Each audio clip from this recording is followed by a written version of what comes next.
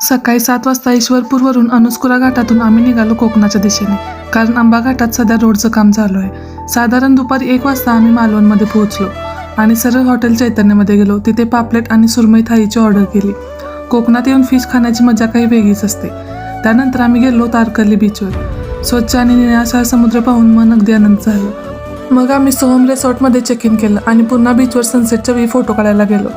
खूप सुंदर फोटो झाले. त्यानंतर आम्ही मनसोक्त समुद्रात भिजलो, खूप मजा केली. यानंतर आम्ही गेलो राजकोटवर. तिथे असलेला छत्रपती शिवाजी महाराजांचा भव्य पुतळा बघायला. तुम्ही कोकणात गेलात तर इथे नक्की व्हिजिट करा. तिथूनच रूमवर येताना आम्हाला हे जय गणेश मंदिर दिसलं. इथे बाप्पाची गोल्ड प्लेटेड सुंदर अशी मन मोहून टाकणारी मूर्ती होती.